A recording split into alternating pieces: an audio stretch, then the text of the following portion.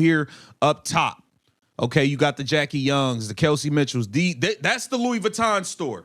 We're replacing Kelsey. We're not replacing it with another Louis V item. Okay, we're not going quite to the bottom. Let's start from the top. You've got players like Jackie Young and Kelsey Mitchell. That's your premium tier, your luxury level talent, the equivalent of a high-end Louis Vuitton storefront. Now, if we move on from Kelsey, we're not simply swapping her out for another luxury item at the same price point. But at the same time, we're not downgrading to the absolute bottom either. However, make no mistake. If the Indiana Fever handle this situation the wrong way, their championship window slams shut immediately. It's finished. Right now, there's a massive and incredibly misleading financial narrative that's completely freezing the WNBA fanbase. Casual fans look at the Fever roster and react emotionally. They demand continuity at all costs. Yeah, they're loudly pushing for the front office to hand Kelsey Mitchell a massive $1.4 million supermax deal without hesitation. They see her inflated 20 points per game and assume she's completely irreplaceable from a numbers standpoint. In their minds, letting her walk in unrestricted free agency would be nothing short of organizational suicide.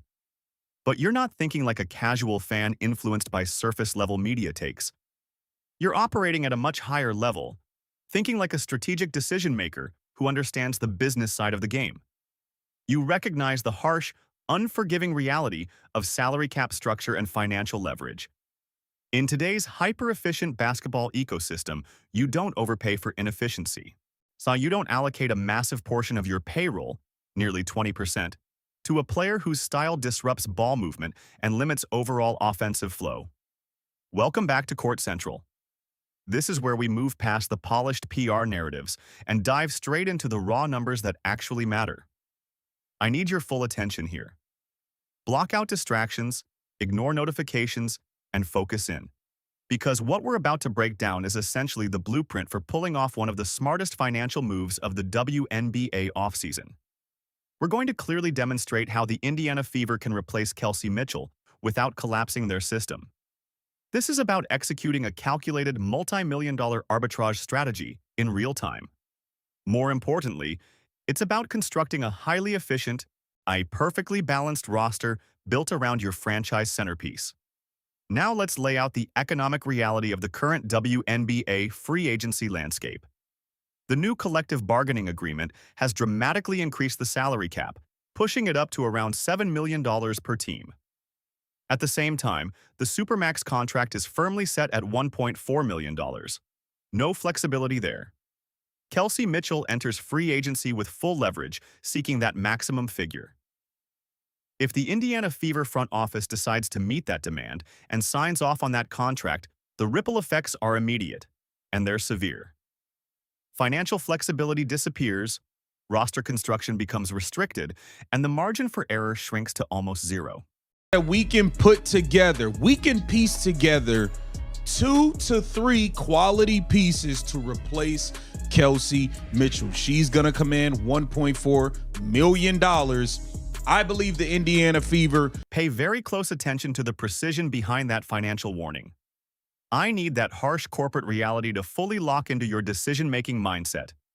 Because if you ignore it, the outcome is crystal clear. You are effectively guaranteeing the collapse of your perimeter defensive depth.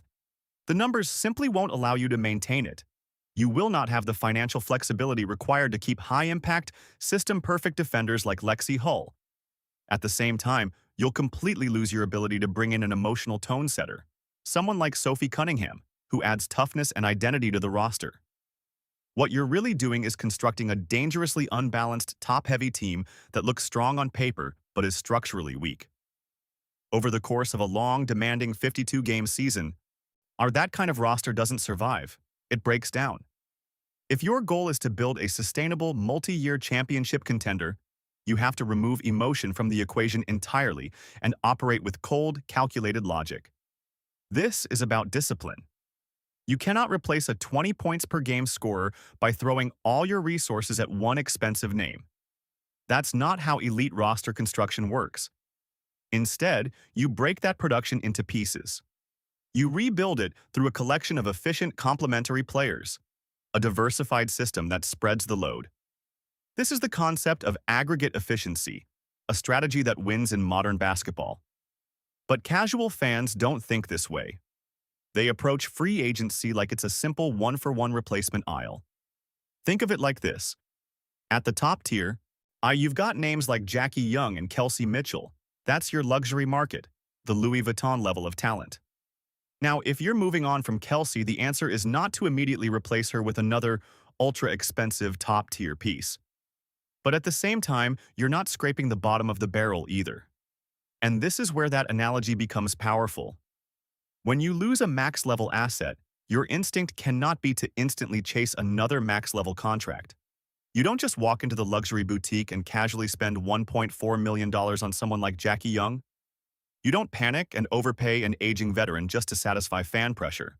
But on the flip side, you also don't dive into the bargain bin hoping unproven rookies will somehow fill that gap.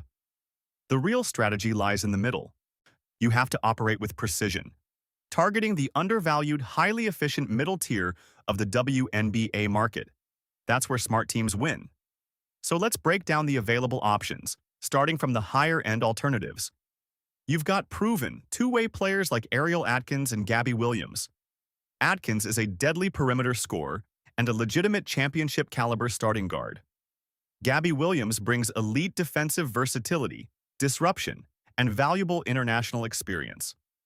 These are impactful, high-level players who can immediately raise a team's defensive ceiling.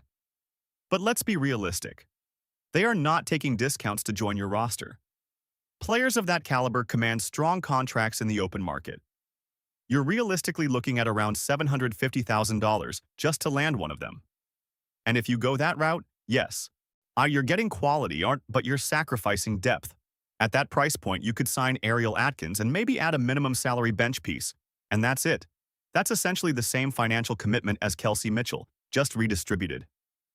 While it improves your defense, it doesn't solve the deeper issue, roster depth, especially under the demands of an expanded schedule. If you truly want to maximize the Caitlin Clark effect, her pace, her playmaking, her ability to elevate teammates, then you have to go deeper into the market.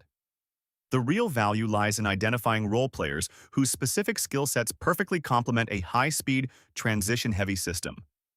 And that's exactly where things get interesting, because this is where you find the true jackpot of the 2026 free agency class.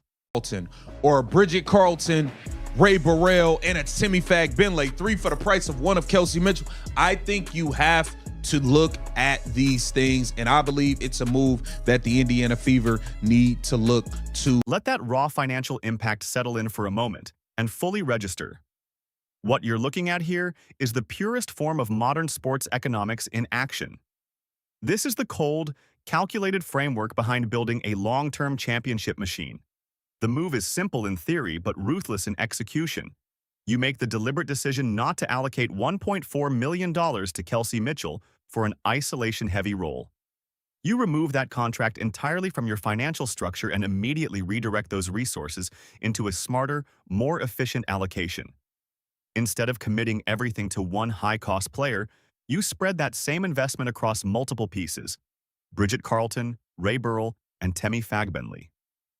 3 players, all capable of fitting seamlessly into a fast-paced, team-oriented system, and all acquired for the same total cost.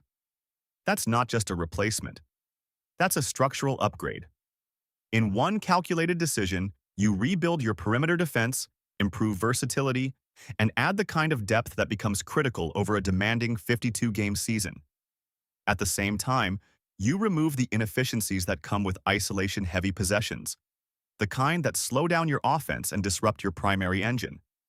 And just as importantly, you maintain the financial flexibility needed to retain key complementary players like Lexi Hull and Sophie Cunningham.